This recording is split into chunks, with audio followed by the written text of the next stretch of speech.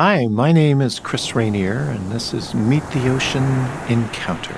The Ocean Encounters. Meet the ocean. So in 2005, I had, up to that point, been very involved in the conservation movement and documenting cultures for National Geographic. And then I went to the Paris Climate Accord. And of course, this was a historic moment. Obama spoke, Prince Charles, Sir David Attenborough, people like Sylvia Earle made a plea to the world and made a plea to the politicians around the world we really must do something about the climate now. And we have the next 10 to 15 years to really turn this massive juggernaut around and head it in the right direction. And I looked myself in the mirror and I realized, there's more than I could be doing too. I need to really pay attention here. And of all the most eloquent speeches, one of the most eloquent was the president of Kiribati. And Kiribati is this small coral island lost in the diamonds and the jewels of the Pacific Ocean. And its highest point, of course, is only about 6 or 7 feet. And he said, if we could actually get it together, and if we can save my island, the people of Kiribati, we can save the world. If we come up with a solution that can actually solve the problem of the oceans rising and millions and millions and millions of people being displaced, if they could solve the problem for his island, they could solve the problem for around the world. And in the next sort of poignant moment, he said, we're looking at 100% that we're going to have to move to New Zealand, move to many communities around the world. He said, we're looking at migration with dignity.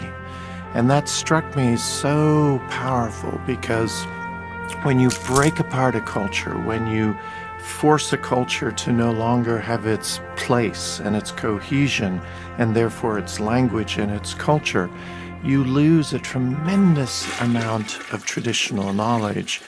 For 10,000 generations, sons have sat down with their fathers, mothers have sat down with their daughters, and have had information orally passed along.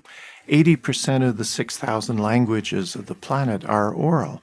So those languages, those deep wells of knowledge are passed on orally. And so if you fracture a community, you fracture a culture, and it is spread to the wind, so much knowledge, so much crucial knowledge that we need to save the planet is being cast to the wind and spun out. So that was a very powerful, poignant moment for me. It was a call to arms for me to do more than document these changes, but to actually try and be a part of the solution. So that was a very powerful story for me.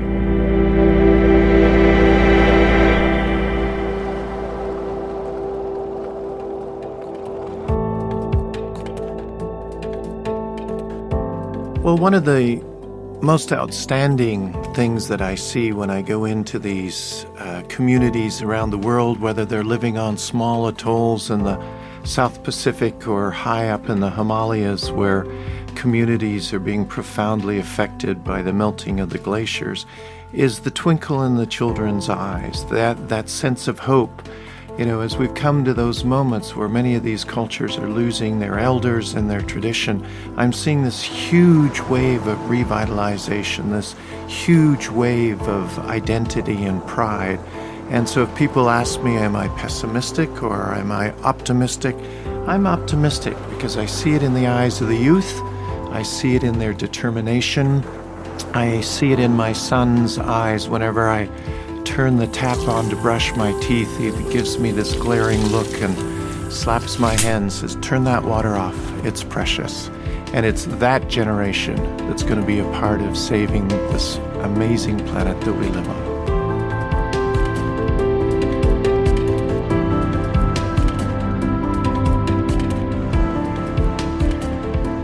Meet the Ocean is produced by Paul North and Andrew Gettings, with sound design by Kelsey Anderson.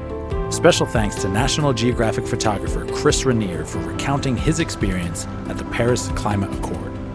make sure to check out Chris's work in his latest photography book, Mask. We are a listener-supported nonprofit.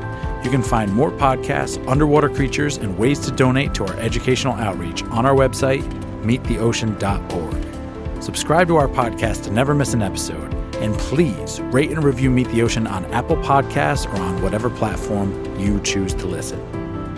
Until next time, may the saltwater be with you.